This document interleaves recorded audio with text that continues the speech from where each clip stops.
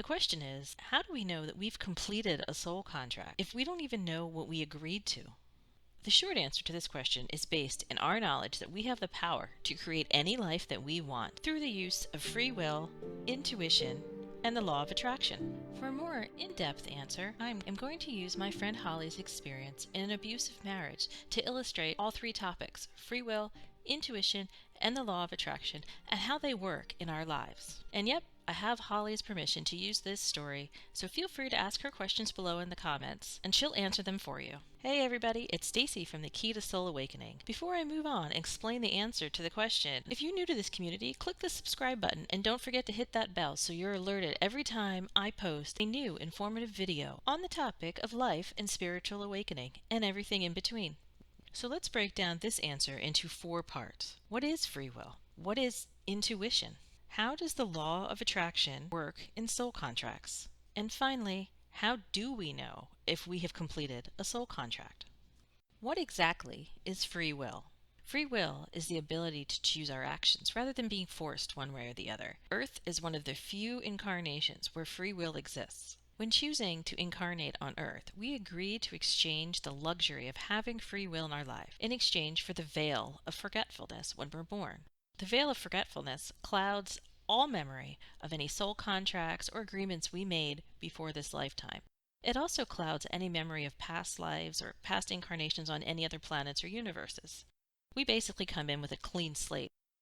But really that clean slate has a whole lot in there, we just don't remember it. So the alternative to having free will is knowing exactly what we planned, but having no choice in the life that we live. That sounds positively dreadful to me. So for the purposes of this question, consider your life right now and understand that you are where you are right now due to every single choice you have made in your life. I've had many people ask me the question or tell me the statement, I don't have a choice in life. This is just what I have. These are my circumstances. How is that my choice? Somebody who's held captive in a prison always has the choice to try to break out of that prison. The consequences of that action are something different than choice, and it is something we need to consider when we're talking about free will. Consequences don't always have to be bad.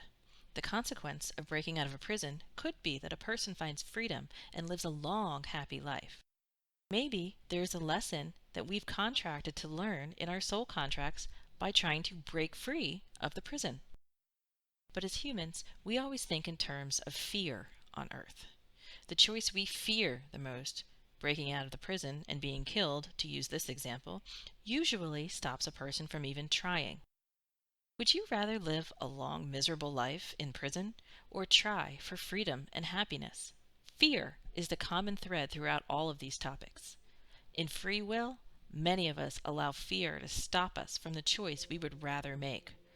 We must not live in fear. We must not let fear stop us. When I started to explore this concept a few years ago when I was in a very deep depression, I thought about my friend Holly. The reason that Holly was my go-to person for this concept is because I really did not like the idea that I created my life circumstances. But Holly's story is so amazing that I could not ignore it. Holly lived in a real-life prison with her abusive husband. She ignored her intuition, she ignored her family and all of her friends that told her that this man was not good for her. She even ignored a near-fatal car accident that was meant to wake her up and leave her then fiancé. She went into that marriage full of love and hope and good intentions. What she was met with were difficult situations, control, and abuse. They had an adorable daughter together, and Holly thought everything was going to get better. But you know what? It didn't. And then she sunk into a deep depression because she thought she was trapped in a prison. Then one day, Holly found a card in her purse that her sister had given her months before to a women's shelter. And she decided to follow that gut feeling that said, maybe I should call somebody, after she had told herself for years and years that she was not in an abusive marriage. Sadly, Holly had been blaming herself for all the marital troubles, and her husband was right behind her, blaming her too. When she went to the women's shelter and met with a therapist, Holly was shocked when the therapist held her hand and told her she was indeed in an abusive marriage. Holly didn't want to believe it then either. It took her months to realize how trapped she really was. The scariest thing Holly could ever think of was trying to leave her husband. She knew, and so did her therapist at the women's shelter, that when she tried to leave her husband, that would be the most dangerous time in Holly's life. So they planned Holly's escape. Holly waited until he was out of town, and then she left with their daughter and only half of their things. Holly is an excellent example of leading with love and not fear or anger. 15 years later, Holly is happier than she would ever have imagined back then. Had she stayed and survived, Holly wouldn't be Holly anymore. She'd be a miserable version of Holly, way off of her life path.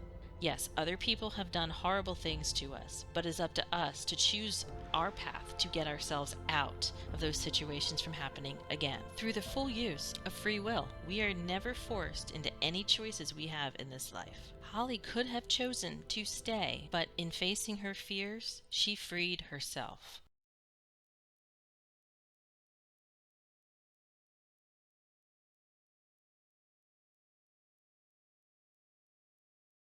This brings me to section 2. What is intuition? In Holly's story, intuition played a huge role. Holly knew on an intuitive level she was in an abusive marriage, but she kept pushing it away. But let's start with, what is intuition really?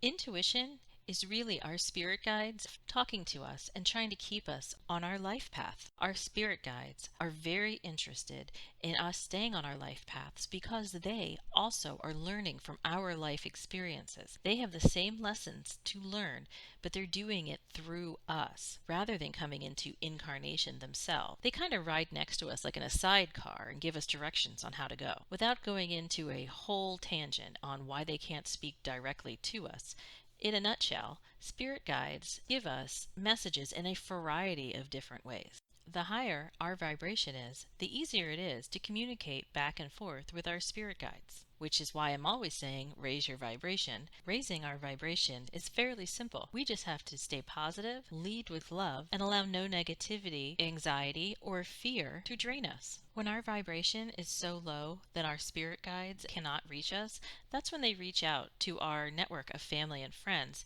Sometimes they even utilize animals in our lives or animals in nature to reach us. Alternatively, spirit guides can also pull other people into our life paths who we don't know. They can also manipulate situations so we can get a clear message of what they're trying to say to us. Knowing full well that we can use our free will and not listen to them, they still try tirelessly to get us to understand. This is all under the umbrella of intuition. Terms such as that gut feeling, or listen to your heart, or I just somehow knew that that was going to happen. Those are all intuitive statements. When it became clear that Holly was going to marry her ex-husband, all of her family and friends were very concerned. Her mother was probably the most concerned, but she was afraid Holly would push her away, just like Holly had pushed away all her other friends who said something to object. So, Holly's mother took to praying herself, talking to her guides. She just asked the universe, please help Holly, and help Holly understand what's actually happening. A few weeks later, Holly was driving home from work one day when it was raining, and she went to switch lanes and accidentally clipped the car behind her. Holly's car spun out, ended up hitting the median, and then slammed on the side of the road. Holly definitely could have been killed in that car accident. As she crawled out of the car and saw the circle of strangers who had parked and ran over to her to see if she was okay, all she could think was that her fiancé was going to be very upset that she crashed the car. As she explained this to the bystanders, two women pulled her aside and talked to Holly and said, if you were this concerned about your fiancé and his reaction, maybe you shouldn't be with him. And these are the exact people the spirit guides wanted Holly to talk to, because if she wasn't listening to family or friends, maybe she'd listen to strangers tell her that something was wrong with this relationship. And the reason I think this story is such a great example of how we have free will, but we also write a life plan and have guides to help us, is because Holly ignored so many signs and went into a marriage that was not good from the start.